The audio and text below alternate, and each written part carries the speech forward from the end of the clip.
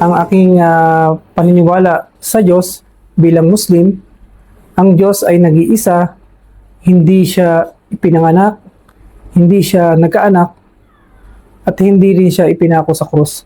Siya ang tagapagsubaybay ng buong sanlibutan.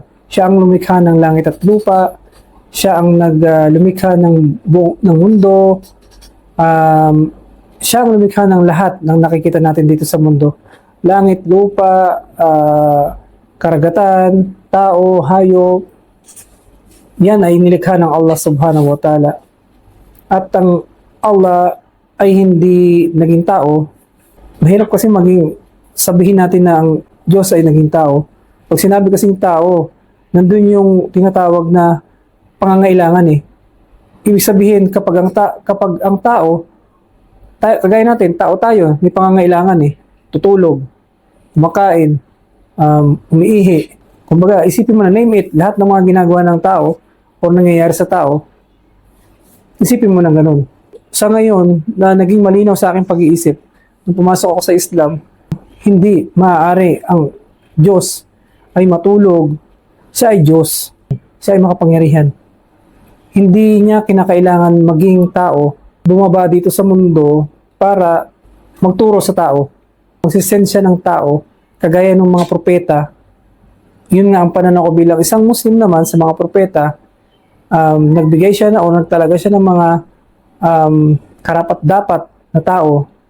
Ito nga yung mga propeta na para magpatunay na merong Diyos na lumikha, na merong taga-subaybay, na merong taga-gabay, taga-bigay ng biyaya, at kautusan na nanggaling sa Kanya. At ito yung mga propeta, nagsimula kay Prophet Adan or Prophet Adam, Moises, Ibrahim, Noah, Ismail, Dawud, at saka yung pinakahuli nga si Propeta Muhammad sallallahu alaihi wasallam. Siya ang pinakahuling sugo ng Allah subhanahu wa ta'ala. Isa sa pinagkatiwalaan ng Allah subhanahu wa ta'ala na maging propeta. Siya ang pinakalas.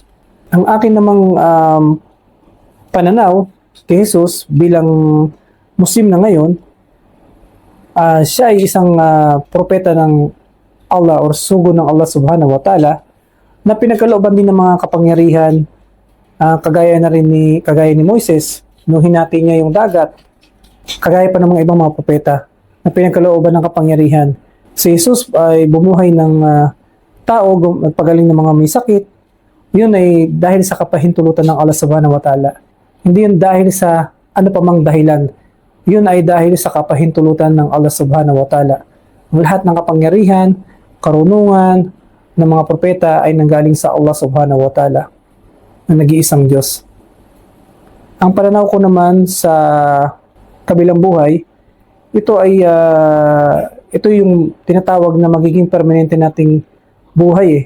Kasi itong mundo or dunya, hindi ito yung tinatawag na permanente. Temporary lang ito.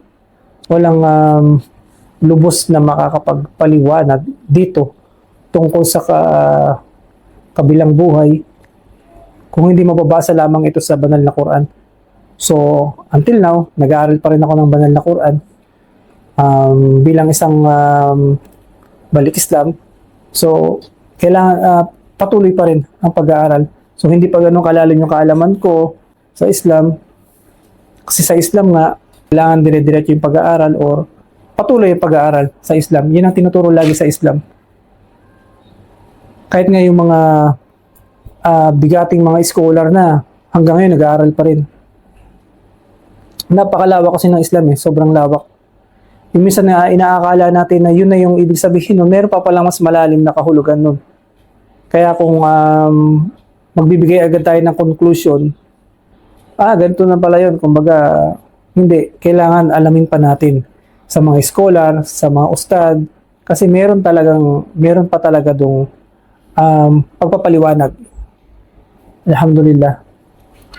Kaya nga sa pag-aaral, nandito yung tinatawag na pag-aaral sa Quran para maintindihan natin yung banal na Quran, yung pagbabasa. Importante na aralin natin na ang Quran kasi ito yung salita ng Allah subhanahu wa ta'ala. Hindi natin lubos na maiintindihan ng ating reliyon kung hindi natin nauunawaan ang pinanggagalingan ng kautusan o salita ng Diyos, ng Allah subhanahu wa ta'ala. Sa pag-aaral, nandiyan naman yung tinatawag na tafsir. Pagpapaliwanag pa sa kahulugan ng mga sura. Even though na meron ng meaning ng Tagalog, pero meron pa mas malalim na pagpapaliwanag. Ito yung sinasabi ko sa Islam, na minsan nakakala mo, yun yung kahulugan, meron pa mas malalim na kahulugan dun sa salita na yun. Ang masasabi ko naman about sa kamatayan, lahat ay makakaranas ng kamatayan. So bilang Muslim, mayroong tinatawag na karapatan ng Muslim sa kanyang katawan.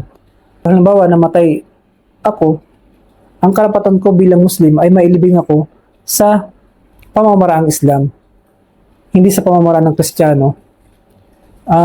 Napakahirap sa aming mga Muslim na ang iyong katawan ay gawing iimbalsamahin, kunin yung dugo, at kunin yung mga laman, or and so on, kung ano pa man yung mga proseso na ginagawa sa Christian or sa iba pang relihiyon. Bilang Muslim, karapatan namin na pagsalahan ng salatul janasa, mahugasan ng aming katawan, mailibing within 24 hours, mailibing yung aming katawan at may balot ng puting tela sa aking mga mahal sa buhay. Bilang Muslim, hinihingi ko ang aking karapatan na kung sakali man na bawi ng Allah subhanahu wa ta'ala ang aking buhay, hinihingi ko ang aking karapatan bilang isang Muslim na mailibing ako sa tamang pamamaraan sa paraan ng Islam. I hope na maiintindihan nyo ko at i-respect nyo ang aking relihiyon. Ako ay lubos na nagpapasalamat sa inyong lahat. Wa akhiru dahwana anilhamdulillahi rabbil alamin. Assalamualaikum warahmatullahi wabarakatuh.